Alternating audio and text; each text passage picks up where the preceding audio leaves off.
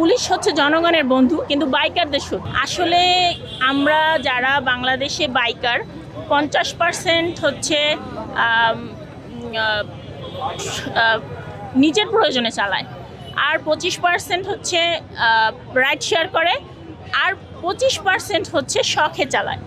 তো সেখানে এলিভেটেড এক্সপ্রেসওয়েতে ওঠা নিষেধ, পদ্মা সেতুতে ওঠা নিষেধ। কিন্তু আমার প্রশ্ন হচ্ছে, আমরা বাইকার, আমাদের অপরাধ কি? আমরা একটু স্বস্তিতে চলতে চাই, সেটাই আমাদের অপরাধ? আমাদের কি এতটুকু অধিকার নেই বাংলাদেশে যে আমরা আমাদের মতো করে চলবো? যেখানে আমরা বাইক কেনার সময় 2 থেকে 3 গুণ টাকা ট্যাক্স দিয়েছি, সেখানে আবার কেন ট্যাক্স? এটা কি জুলুম নয়? তাহলে কি করব? শখের বাইক ধরে রেখে দিব, আর না হয় সরকারকে বলবো যে আপনার বাইক আপনি নিয়ে যান, আমাদের বাইক কেনার যে টাকা ছিল ওগুলো ফেরত দিয়ে দেন। যেহেতু আমাদের ক্ষমতা তো নেই, আমরা জনগণ, আমাদের তো সাধারণ জনগণের অধিকার নেই, আমাদের কথা বলারই যেখানে অধিকার নেই, সেখানে আবার আমরা এখানে দাবি কিভাবে অধিকার জানাবো? তারপর আমরা দাবি জানাচ্ছি, আমরা কর দিব না। এইটা বলার কারণ কি, পুলিশ হচ্ছে জনগণের বন্ধু, কিন্তু বাইকারদের শত্রু।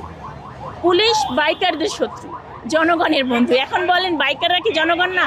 হ্যাঁ, বাইকাররা যদি জনগণ হতো তাহলে তো এত জুলুম হতো না, এলিভেটেড এক্সপ্রেস বন্ধ হতো না, তারপরে পদ্মা সেতু বন্ধ হতো না। সেগুলোও কিন্তু আমরা সমাবেশ, আমরা কি বলে এটাকে, মানববন্ধন করেই আমরা আমাদের অধিকার আদায় করেছি। সো আমি আশাবাদী সরকার আমাদের এইটাও গ্রহণ করবেন। আগে আমাদের রোড ডিসিপ্লিন আনতে হবে, দেন হচ্ছে আপনাকে একটা আইন আপনি আমার কাঁধে দিতে পারবেন। আগে আপনি রোডে ডিসিপ্লিন আনতে হবে।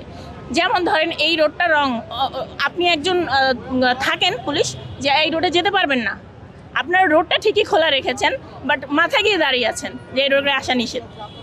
এটা তো ঠিক না। আগে আপনাকে ডিসিপ্লিন আনতে হবে যে এই রোডে ঢুকতে পারবেন না, দেন হচ্ছে আপনাকে বলতে হবে যে এই রোডে ঢোকা নিষেধ।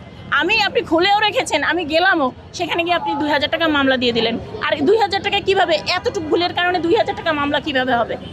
কিভাবে হয় এটা? এত টাকা কিভাবে মামলা হয়? একটা মানুষের অপরাধ কি এইটুকু অপরাধ 2000 টাকা? বলেন। হ্যাঁ, আমাদের আন্দোলন চলবে এবং আমাদের দাবি মানতে হবে, কারণ আমরা শুধু বাইকার নয়, আমরা দেশের জনগণ। আমরাও দেশের বড় একটা অংশ জুড়ে আছি। যেখানে অটোরিকশার অধিকার আছে, সেখানে আমাদের কেন অধিকার নাই? এই একটাই প্রশ্ন, আমরা কি অপরাধ করেছি?